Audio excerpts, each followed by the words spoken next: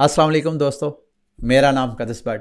इस वीडियो में आपके साथ मैं क्रिप्टो मार्केट की लेटेस्ट न्यूज़ अपडेट्स और साथ ही न्यूज़ अपडेट्स के ऊपर मैं अपना तजिया शेयर करता हूँ। जो कुछ मैंने लर्न किया होता है एक्सपर्ट्स की ओपिनियन को, जो जो मेरे सोर्सेज हैं इंफॉर्मेशन के, न्यूज़ के, उसको वो आपके साथ शेयर करके साथ अपना तजिया शेयर करता हूँ। आज आपके साथ शेयर करने के लिए बड़ी इंटरेस्टिंग डेवलपमेंट्स हैं, अभी थोड़ी देर में शेयर करता हूँ। लेकिन सबसे पहले बिटकॉइन को अगर आप टेक्निकल इसका एनालिसिस करें तो ऐसे कुछ शेयर करने के लिए नहीं है, क्योंकि बिटकॉइन की प्राइस ऑलमोस्ट ऐसे जैसे हिल ही नहीं रही है। वही वो 35,000 और 38,000 की वो जो मैंने फ्यूचर ट्रेड एक सेट की थी, एक टाइट रेंज, उसी रेंज के अंदर जो है मुसलसल ट्रेड हो रही है पिछले हफ्ते डेढ़ हफ्ते से। लेकिन बिटकॉइन की हाल्विंग को 5 महीने रह गए मेरे दोस्तों भाइयों। जितने एक्सपर्ट्स को मैं स्टडी करता हूं उनमें से चंद एक ऐसे एक्सपर्ट हैं जो कि बिटकॉइन की हाल्विंग से पहले की जो हिस्ट्री है, यानी हाल्विंग से कोई 5 माह 6 माह पहले बिटकॉइन की अगर आप हिस्ट्री वॉच करें, यानी 2024 से पहले जो हाल्विंग था, जो पिछला हाल्विंग था वो 2020 में था, 20 से पीछे 16 में था, 16 से पीछे 12 में था। तो उससे अगर 6-6 माह 5-5 माह पहले बिटकॉइन का चार्ट देखें तो उसमें थोड़ा सा आपको डिप नज़र आता है। ये जो 2020 का हुआ था, पिछले हाल्विंग में ज़्यादा मार्केट डिप हुई थी, यानी 14,000 से 3,000 तक प्राइस जो है वो डंप की थी, 14,000 से 3,000। और उसकी एक वजह थी, उसकी वजह ये प्री हाल्विंग नहीं थी, बल्कि उसकी वजह कोविड थी कि कोविड से सारी दुनिया की जो एक मार्केट्स हैं सारी क्रैश की थी। तो बिटकॉइन की प्री हाल्विंग का इफेक्ट भी था और साथ वो कोविड का प्रेशर भी था, इस वजह से इतना ज़्यादा डिप आया। अभी अगर हम उन एक्सपर्ट की ओपिनियन मान लें कि भाई बीटीसी ने बुल रन उसी वक्त स्टार्ट करना है जब एक बार वो डिप लेगा, क्योंकि मुसलसल पंप झुका रहा है खसूसन अक्टूबर के स्टार्ट से स्पेशली। तो अगर हम मान भी लें तो कहाँ तक जा सकता है? मेरी असेसमेंट गलत हो सकती है, लेकिन मैं अपने आप को जो प्राइस सेट करके बैठा हुआ, मेरी नज़र में मैक्सिमम 30, तो वैसे तो उसको 31,500 उसकी स्ट्रॉन्ग सपोर्ट है, लेकिन इससे नीचे जा सकती है। ज़ाहिरी बात है, जो बाय के ट्रेड लेके अगर उनके अकाउंट वॉश करने हैं तो वो 30,000 तक प्राइस जो है वो जा सकती है लिक्विडेशन को हंट करने के लिए। तो अगर अब मैं इफ़ यूज़ कर रहा हूँ, लेकिन ज़्यादातर चांसेस मेरे दोस्तों भाइयों, अगर आप मेरे से पूछें तो मैं इस वक्त जो लोग बिटकॉइन में सरमायाकारी करना चाहते हैं, मैं उनको कहूंगा कि इससे बेहतरीन टाइम, ये टाइम टू टाइम, ये कि रेपिटेशन मेरे से सुनते आ रहे हैं, पिछले चंद हफ्तों से मैं लगा हुआ हूं, आपको टाइम टू टाइम बताता हूं, इससे बेहतरीन टाइम आपको नहीं मिलेगा। ये याद रखिएगा, हाल्विंग के बाद इस वक्त बिटकॉइन को, यानी एक कॉइन को सर्कुलेशन में आने की जो एवरेज प्राइस है तकरीबन 15,000 से 20,000 लगा लें, क्योंकि अब हैश रेट और डिफिकल्टी भी बढ़ गई है। तो आप 15 से 20,000 पर बिटकॉइन की प्राइस लगा लें। याद रखिएगा, अगले साल हाल्विंग के बाद कास्ट जो है वो बढ़ जानी है, ये 20,000 से प्राइस 30,000 चले जानी है। तो 5 महीने के अंदर अंदर बिटकॉइन की कास्ट जो है वो इंक्रीज हो जानी है। और बिटकॉइन की प्राइस, अगर इसकी इकोनॉमी ने स्टैंड करना है तो प्राइस अगर ज्यादा होगी तो माइनर्स नेटवर्क को सपोर्ट करेंगे।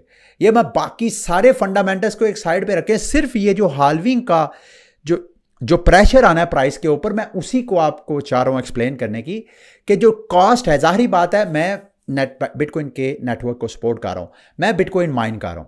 अगर मैं माइनिंग करना मुझे प्रॉफिटेबल होगा तो मैं करूंगा ना।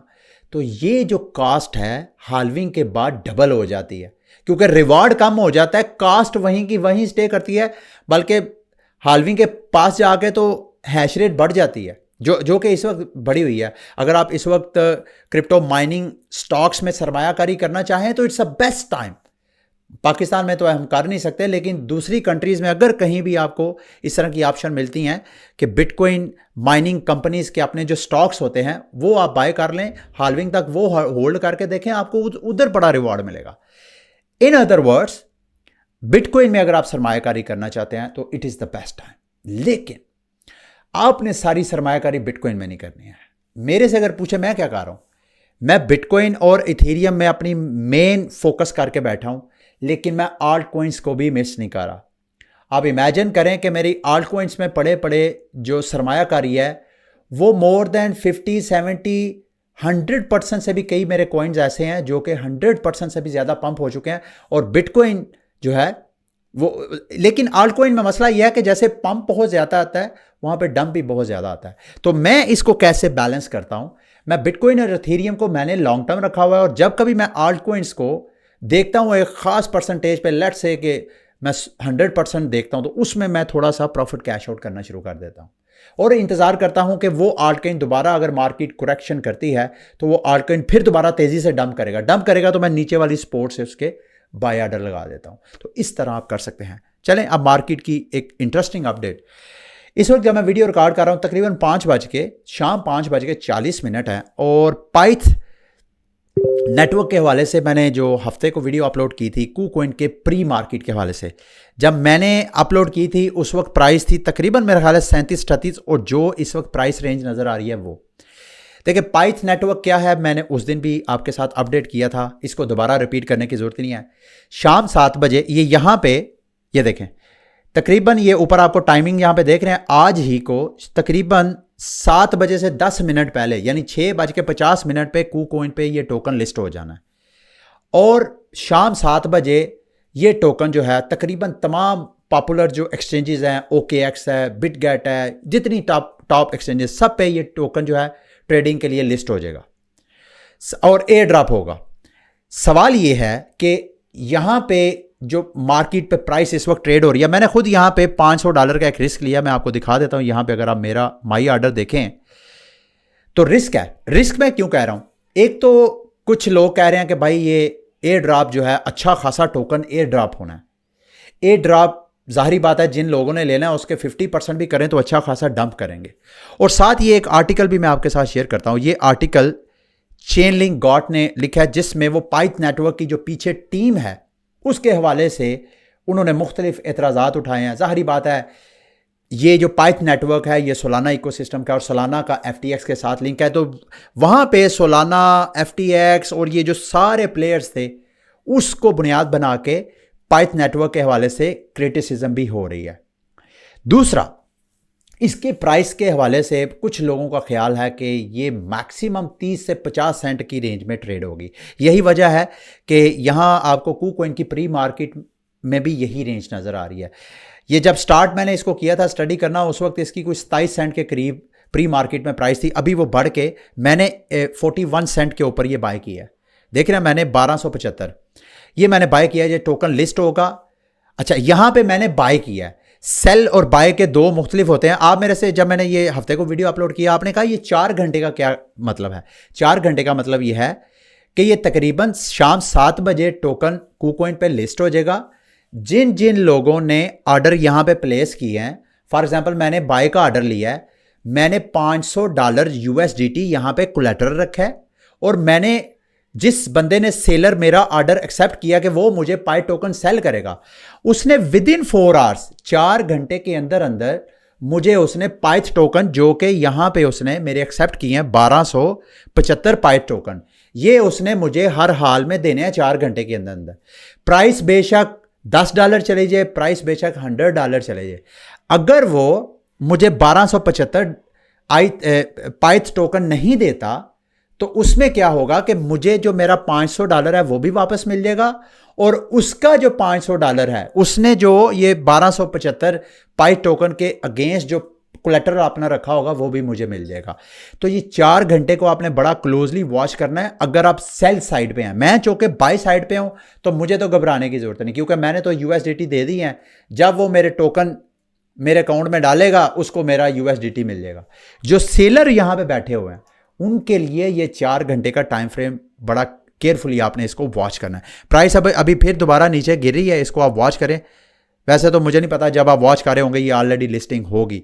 तो मेरे दोस्तों भाइयों, अब इसको बुनियाद बना के मैं आपको 7 बजे शाम 7 बजे ये कूकॉइन पे लिस्ट होना है, और मैंने अपनी जो स्ट्रेटजी है इस तरह की, मैं जो टोकन्स पे मैं चाहता हूं वो स्ट्रेटजी मेरे जो कूकॉइन के फॉलोअर्स हैं, जो मेरे कूकॉइन के रेफरल्स हैं, उनके लिए मैं व्हाट्सएप पे अपना एक ग्रुप, प्राइवेट ग्रुप क्रिएट करने लगा हूं। वहां पे जो लोग मेरी स्ट्रेटजी फॉलो करके ट्रेडिंग करना चाहते हैं उनके लिए उनको मैं वेलकम करूंगा, लेकिन शर्त यह है कि आपने मेरे रेफरल लिंक से कूकॉइन को ज्वाइन करना है। उसकी वजह यह है कि मैं आपसे कुछ नहीं फाइनेंशियल बेनिफिट लूंगा। KuCoin जो को ऑलरेडी जो ट्रेडिंग की आप फीस दे रहे हैं, उनकी ट्रेडिंग फीस है, मुझे रिवॉर्ड मिलेगा।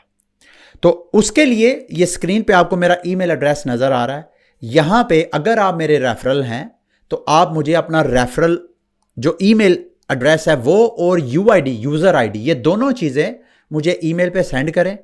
मैं आपको पहले वेरीफाई करूंगा, अगर तो आप मेरे रेफरल हैं तो मैं आपको अपना व्हाट्सएप का प्राइवेट ग्रुप दूंगा, और वहां पे सिर्फ पाइथ की आज नहीं, नेक्स्ट मैं जितनी भी बॉट ट्रेड्स लगाया करूंगा KuCoin की, उन बॉट ट्रेड को मैं आपके साथ शेयर किया करूंगा अपनी ट्रेडिंग स्ट्रेटेजीज। ठीक है, अब मार्केट की दीगर अपडेट्स की तरफ आते हैं। अगर आपने पाइथ नेटवर्क के हवाले से कि आपको ये ड्रॉप मिला है या नहीं वो चेक करना है, तो ये एक बेस्ट वेबसाइट है। यहां पे ये देखें, मैंने अपना एड्रेस पेस्ट किया है, चूंकि मैं एलिजिबल नहीं हूं इस वजह से मैंने उसको बाय कर लिया प्री मार्केट में। अगर आपने एलिजिबिलिटी चेक करनी है तो इसका लिंक वीडियो के डिस्क्रिप्शन में आपको मिल जाएगा, वो लिंक खोलें और यहां पे अपने वॉलेट को आप पेस्ट कर सकते हैं।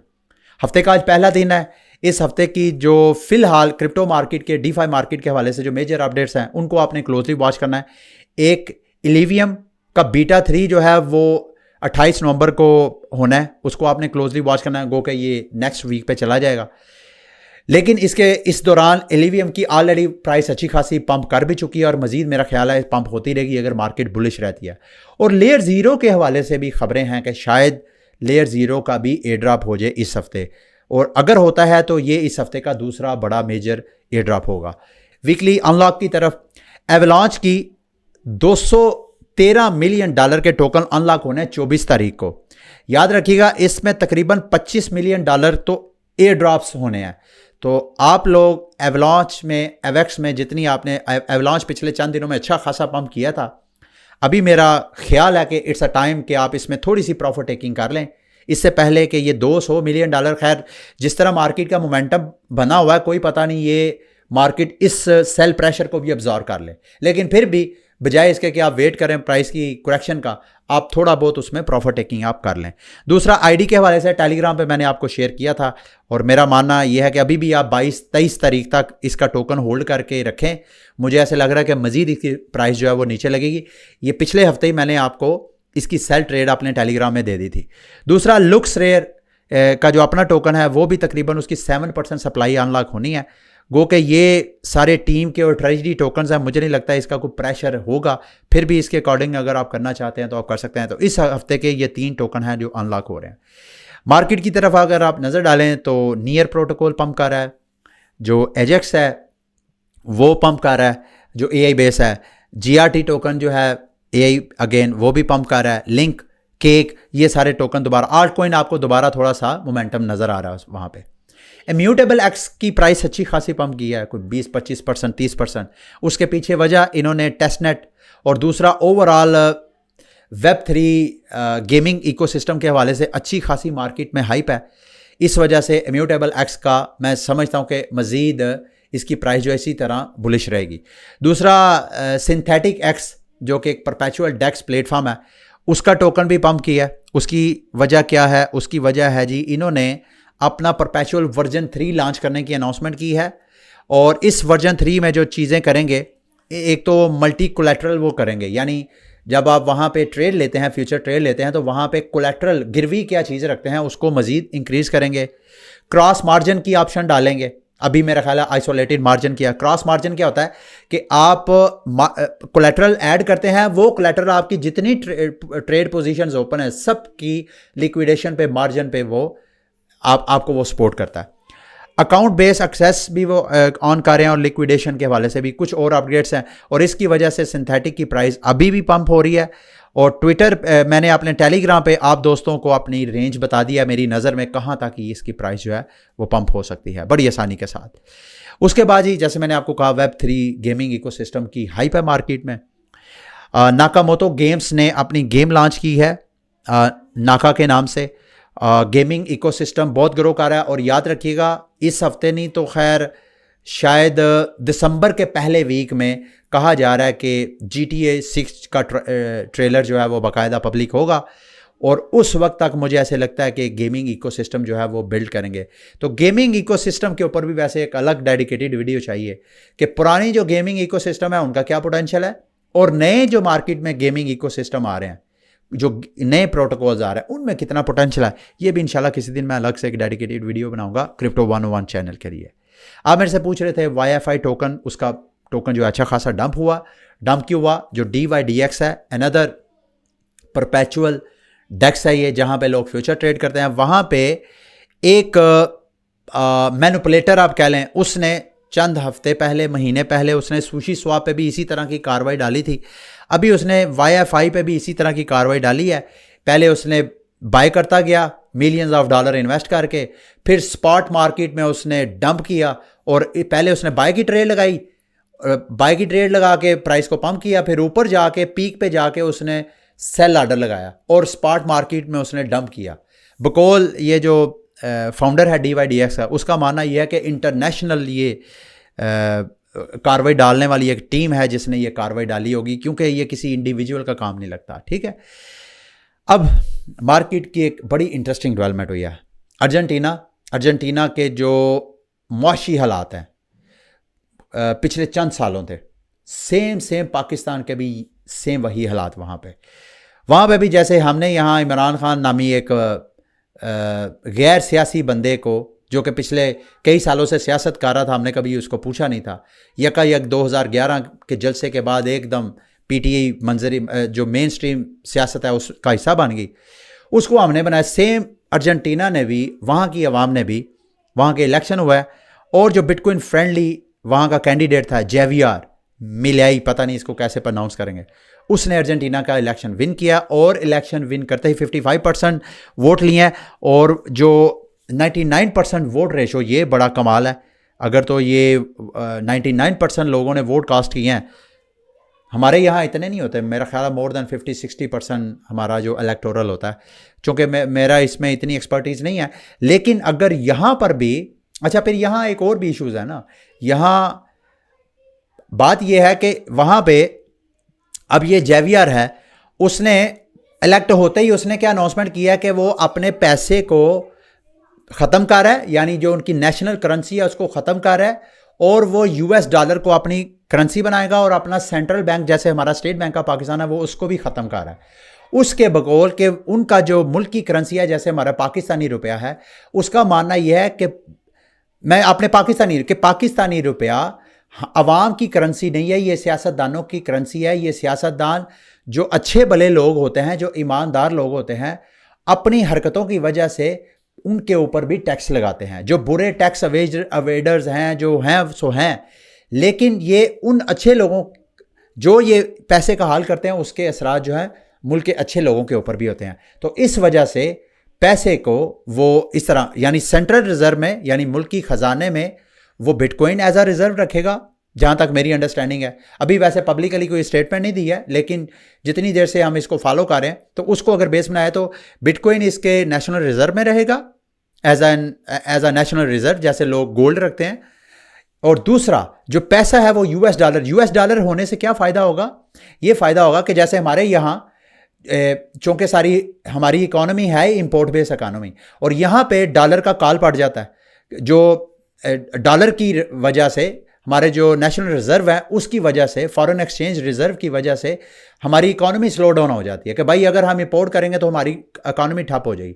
अब जब पाकिस्तानी रुपए को ख़त्म करके अगर US डॉलर ही हमारी करेंसी बन जाए तो ये फॉरेन एक्सचेंज रिजर्व का झंझट ही ख़त्म हो जाएगा। और पीछे ये पॉलिटिशियंस की करेंसी के बजाय अगर प्राइवेट करेंसी आ जाए बिटकॉइन जैसी, तो ये इकोनॉमिक जो एक प्रॉब्लम्स हैं वो सॉल्व हो सकती हैं। ये एक मॉडल है जो कि अर्जेंटीना में आइंदा चंद महीनों में प्रैक्टिस होगा। मैं भी इसको क्लोजली वॉच कर रहा हूँ और आपके साथ शेयर करता रहूँगा।